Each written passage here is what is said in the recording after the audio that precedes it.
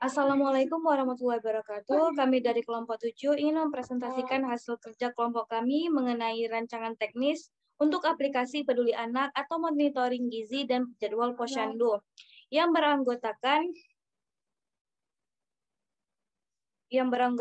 M. Zohamsyah, Andi Desmanlo, Dilan Rahmatika, Sarah Nadajinan, dan saya sendiri Novia Brilianti. Nah, pertama, apa itu aplikasi peduli anak? Aplikasi peduli anak sendiri adalah layanan berbentuk aplikasi yang bisa digunakan oleh masyarakat, terutama ibu balita, untuk mengetahui informasi tentang jadwal posyandu dan monitoring gizi anak. Selain itu, aplikasi ini juga dapat menunjang kinerja posyandu dalam melayani masyarakat, terutama balita, dan memudahkan pihak-pihak yang terlibat seperti dokter, perawat, dan masyarakat. Dalam proses pengembangan yang dilakukan, maka diperlukan sebuah use case dan activity diagram. Karena dengan adanya diagram tersebut akan memudahkan kita untuk memetakan aktivitas-aktivitas yang dilakukan oleh dokter, perawat, dan masyarakat, sehingga bisa dijadikan sebagai acuan untuk pengembangan fitur aplikasi ke depannya. Nah, selanjutnya ada daftar aktor. Jadi fokus utama untuk user kami sendiri adalah dokter, perawat, dan ibu balita. Nah, selanjutnya ada daftar aktivitas. Yang pertama adalah use case dari dokter. Nah, gambar di atas merupakan use case dari dokter yang berguna untuk menggambarkan aktivitas apa saja yang dilakukan oleh user dokter secara detail. Nah, pada diagram ini terdapat dua aktivitas utama, yaitu melayani pasien dan melakukan konsultasi terhadap pasien. Yang pertama, melayani pasien mencakup juga pemberian imunisasi dan juga vitamin. Sedangkan untuk aktivitas melakukan konsultasi dengan pasien mencakup juga memberikan penjelasan mengenai kesehatan dan dapat diperluas dengan aktivitas melakukan tanya jawab. Nah, selanjutnya ada activity diagram.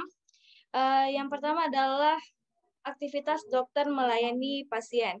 Pertama, yang harus dilakukan adalah pasien membuka aplikasi, terus pasien mengecek jadwal posyandu, selanjutnya pasien mendatangi posyandu. Kemudian pasien memasuki ruang pemeriksaan. Setelah memasuki ruang pemeriksaan, maka dokter melayani pasien. Di sini terdapat pilihan, yaitu dokter bisa memberikan imunisasi dan dokter juga dapat memberikan vitamin. Selanjutnya, pasien mendapatkan imunisasi dan vitamin dari dokter. Untuk aktivitas yang kedua, yaitu ada dokter melakukan konsultasi. Nah, pada aktivitas ini, pertama pasien membuka aplikasi. Selanjutnya, pasien mengecek jadwal posyandu, kemudian mendatangi posyandu dan masuk ke ruang pemeriksaan. Setelah masuk ke ruang pemeriksaan, dokter memilih form pemeriksaan. Selanjutnya, dokter melakukan konsultasi dan memberikan solusi. Setelah memberikan solusi, pasien mendapat solusi dari dokter dan aktivitas selesai. Oke, selanjutnya akan dipresentasikan oleh Sarah Nadajinan. Pada Sarah Nadajinan dipersilakan. Terima kasih kepada Novia Brilianti. Baiklah, selanjutnya use case diagram perawat. Use case ini menjelaskan tentang aktivitas yang biasanya dilakukan perawat di posyandu, yaitu merawat pasien dan melayani pasien. Aktivitas merawat pasien termasuk memberikan obat dan memberikan asupan gizi, sementara aktivitas melayani pasien termasuk membantu pasien dan memberikan informasi kesehatan kepada pasien. Selanjutnya,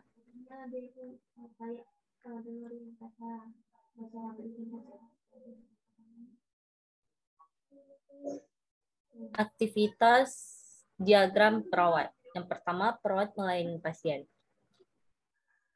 Dimulai dengan pasien tiba di posyandu, selanjutnya pasien mengisi formulir pendaftaran, menyerahkan formulir pendaftaran kepada perawat, perawat menerima formulir pendaftaran dan menginput dan menyimpan data pasien ke sistem. Aktivitas selesai. Selanjutnya, aktivitas diagram perawat. Yang kedua, perawat merawat pasien. Pasien tiba di posyandu, setelah itu mengisi formulir pendaftaran, menyerahkan formulir pendaftaran kepada perawat, perawat menerima formulir pendaftaran, menginput dan simpan data pasien ke sistem.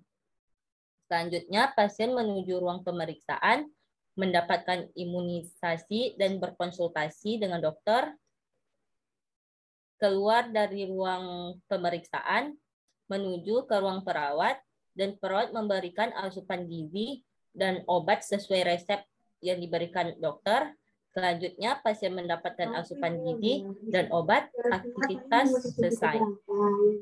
Selanjutnya, use case diagram masyarakat, yaitu ibu balita. Use case dari masyarakat, terutama ibu balita, berguna untuk menggambarkan aktivitas apa saja yang dilakukan oleh ibu balita secara detail. Use case ini berguna untuk mempermudah analisis aktivitas masyarakat. Di sini terdapat dua aktivitas. Yang pertama, mendapatkan imunisasi anak yang mencakup juga menerima suntikan dan menimbang berat badan. Sedangkan melakukan pemantauan gizi anak mencakup juga diberikan makanan bergizi dan diberikannya vitamin. Dan terdapat juga perluasan dengan aktivitas memperbaiki gizi anak. Selanjutnya,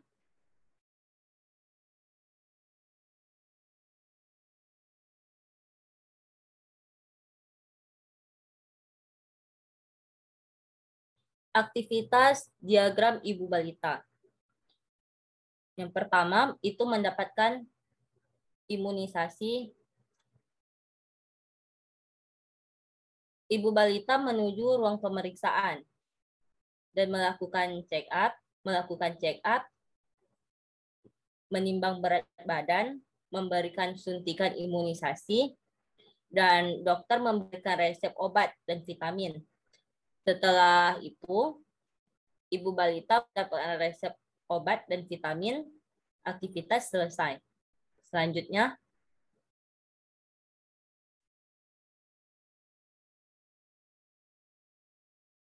aktivitas yang kedua, itu melakukan pemantauan gizi anak. Dimulai dengan membuka aplikasi, menekan menu tabel ideal, menginput berat badan dan tinggi badan anak.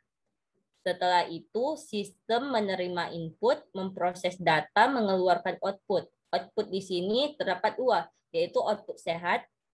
Jika outputnya sehat, maka aktivitas selesai. Jika output kurang sehat, ibu balita akan berkonsultasi dengan dokter.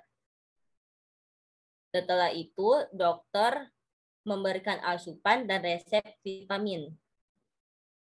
Setelah melakukan check up pada dokter, ibu balita menerima resep vitamin dan aktivitas selesai.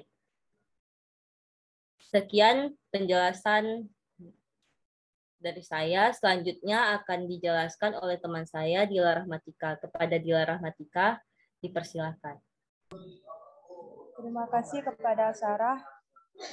Selanjutnya terdapat 3 device untuk web peduli anak ini. Yang pertama adalah user client, yang kedua web server, dan yang ketiga ada database server.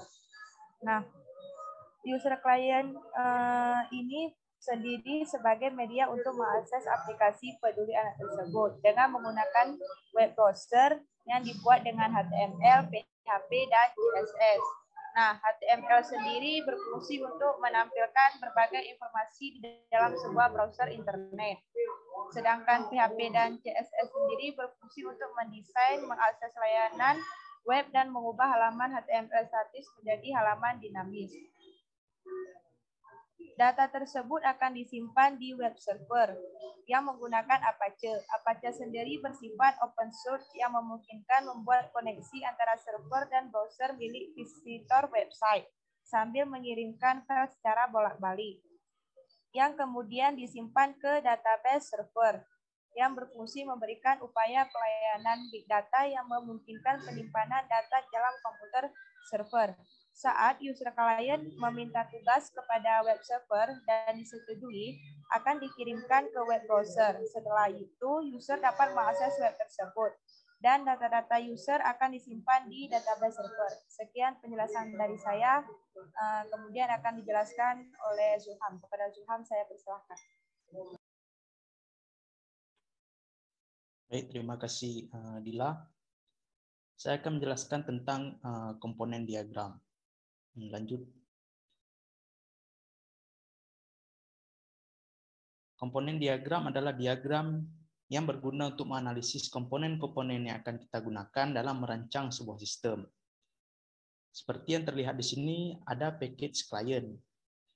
Di dalam package client berisi client application server, yang juga terhubung dengan client application React sebagai reaksi dan juga ke web browser. Lalu client application server akan terhubung dengan package backend. Yang di dalam package backend tersebut terdapat dua komponen, yaitu backend application server Apache dan backend application Visual Studio Code. Yang mana backend application server Apache yang bersifat open source juga membutuhkan backend application yaitu Visual Studio Code sebagai tempat untuk merancang sebuah code untuk dimasukkan ke dalam backend application server. Lalu backend application server akan terhubung ke dalam sebuah database yang menggunakan MySQL. Dan di dalam database tersebut bisa dilakukan penambahan data, perubahan data, dan juga simpan data.